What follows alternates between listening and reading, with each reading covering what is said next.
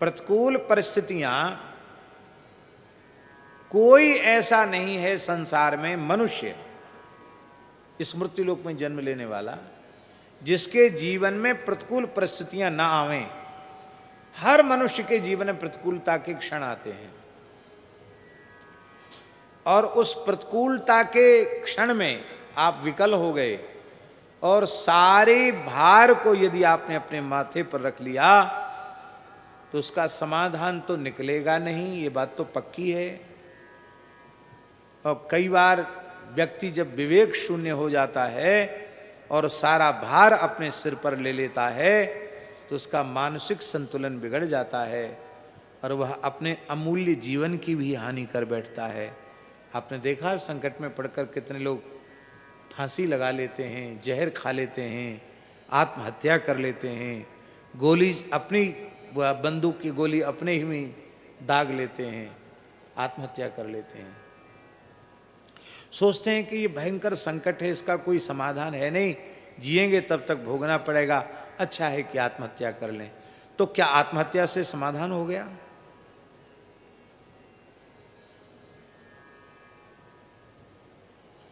आत्महत्या से समाधान नहीं हुआ,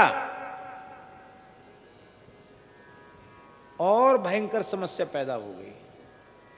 आत्महत्यारे की सदगति नहीं होती, 1000 वर्ष के लिए प्रेत की योनि मिलती उसको, शास्त्रों में लिखा है, गरुड़ पुराण में कई जगह है। आत्महत्यारे के संबंध में महाराज जी लिखा है, बड़ी विचित्र बात है, क्या कहें। सब बातें लोगों को सुनकर खराब भी लग सकती हैं, लेकिन प्रसंग आ गया तो हम कह देते हैं। जो मनुष्य आत्महत्या करे वह अपने परिजनों के द्वारा संस्कार का अधिकारी नहीं है। चांडाल को बुलाकर उसको फिकवा देना चाहिए, उसके शरीर को, उसका कोई कर्मकांड नहीं करना चाहिए। क्यों? किसी भी कर्मकांड से उसकी सदगति होनी नहीं, उसको प्रेत बनना है, 1000 वर्ष के लिए प्रेत बनना है।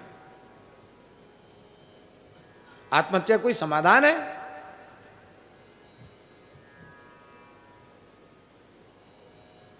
तब हम निर्भर कैसे हो? सबसे उत्तम उपाय तो यह है कि ईमानदारी से भगवान के शरणागत हो जाओ।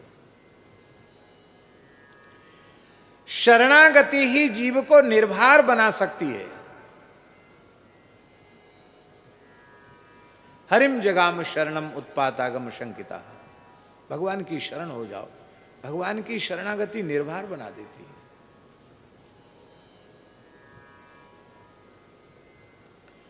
मान लो किसी में शरणागति का भाव दृढ़ न हो सके,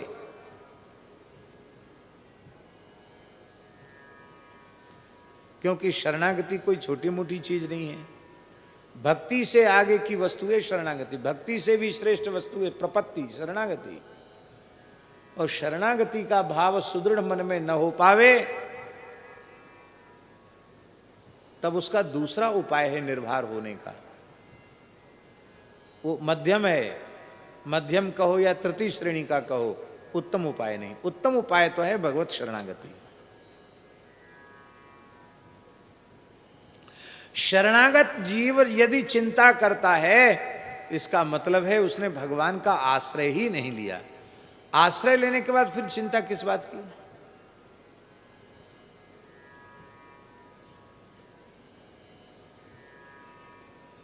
दूसरा उपाय क्या है सामान्य जीवों के लिए? काल कर्म विधि सिर धरी खोरी, ये दूसरा उपाय है। अपनी खोपड़ी से भार हल्का कर दो, किसी की खोपड़ी पे रख दो। किसकी खोपड़ी पे रखें?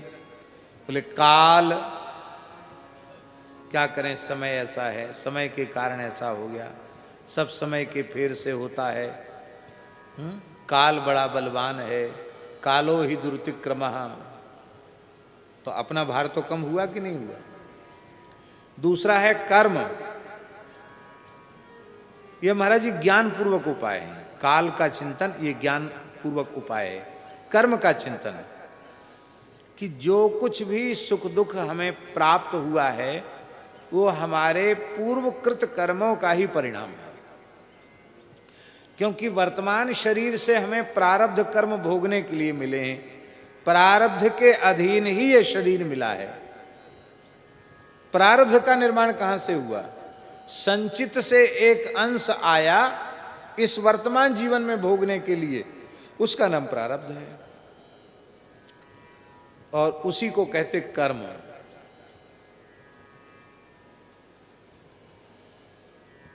तो हमारे संचित कर्म ही ऐसे थे जिन कर्मों से इस प्रकार के प्रारब्ध का निर्माण हुआ।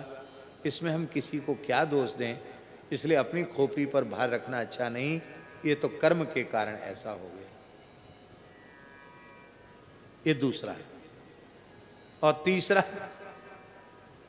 बोले काल भी समझ में नहीं आवे, कर्म तक भी हमारी दृष्टि न पहुंचे, तो तीसरा उपाय है विधाता के सिर पे धर दो। और ये तो सभी कर लेते, इसमें ज्यादा कठिनाई नहीं है। अरे क्या करें, भगवान ने ऐसा कर दिया, विधाता ने ऐसा कर दिया, हानि लाभ जीवन मरण जस अपजस विधिहात। तो विधाता के सिर पे रख दो, लेकिन स्वयं निर्भर हो जाओ। निर्भर नहीं होगे तो तुम्हारा शेष जीवन अभिशप्त हो जाएगा, व्यर्थ हो जाएगा, कुछ कर नहीं पाओगे।